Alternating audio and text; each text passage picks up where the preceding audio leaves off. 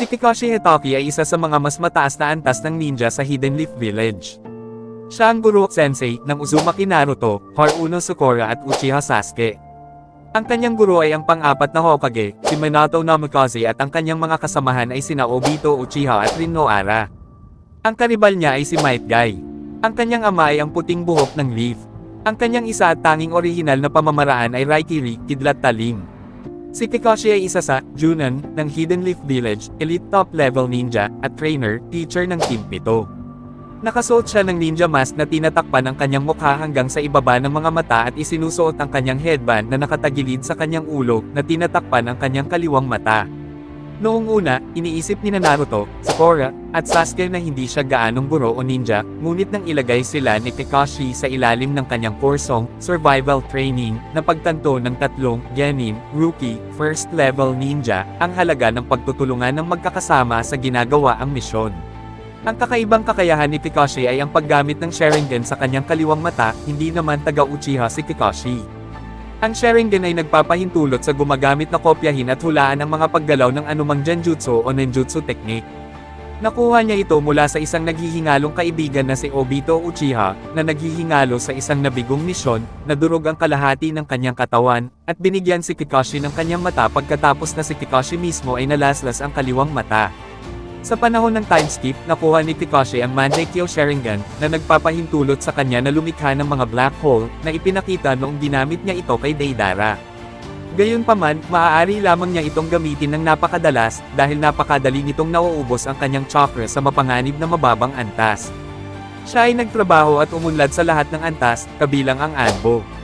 Siya ay may kakayahang summoning na may isang pack ng ninja dogs, ang isa ay nagsasalita at lahat ay mahusay na taga-subaybay. Hindi siya kailanman ipinakita ng hindi nakasuot ng maskara. Kahit dalawa lang ang suot niya, at kahit ang mga malalapit niyang kaibigan ay hindi alam kung ano ang hitsura niya. Kahit nakarete at walang maskara sa ospital, estratehikong iginuhit ang mga kumot para matakpan ang kanyang mukha. Pero bulalas ng mga nakakita sa kanya na medyo gwapo siya. Di nagtagal pagkatapos ng digmaang ninja, si Kakashi ay naging 6th Hokage ng Hidden Leaf Village, pagkatapos ng payo ni Obito. Bilang isang kabataan siya ay malamig at mahusay na may kaunting paggamit para sa mga miyembro ng koponan.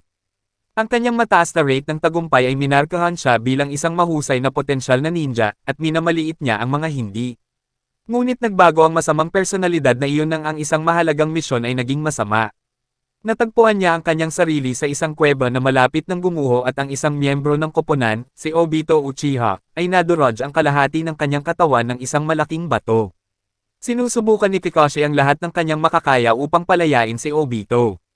Nang malinaw na hindi na mabubuhay si Obito at malamang nasundan siya ni Kakashi at isa pang miyembro ng koponan, si Rin, nagpa siya si Obito at sinabihan ng iba pang miyembro ng koponan na huwag siyang iligtas at tumakas.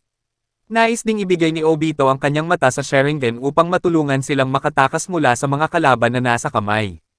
Si Rin, bilang isang medikal na ninja, ay aalisin ang Sharingan mata ni Obito at inilipat niya ito sa nasugatan na kaliwang mata ni Kakashi.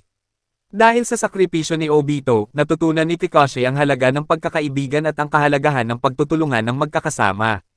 At gayon din, sa ganitong paraan lamang nagkaroon ng sinuman sa Naruto universe ang mga kakayahan ng isang bloodline trait ng hindi aktwal na miyembro ng partikular na bloodline na iyon. Ngunit dahil ito ay hindi perpektong solusyon sa pinakamahusay, siya ay madalas na napapagod pagkatapos ilagay ang hiniram na mata sa matagal na paggamit. Sobra kaya nakahiga siya ng ilang araw o linggo. Ability at powers. Kahit na sa murang edad, si Kakashi ay nagpakita ng kakaibang talento bilang isang ninja. Inimbento niya ang kanyang signature attack, ang Lightning Blade Chidori, noong siya ay bata pa lamang. Ang mga kakayahan ni Kakashi ay lubos ding nahuhusay kapag ginamit niya ang kanyang mata na Sharingan na ibinigay sa kanya ni Obito.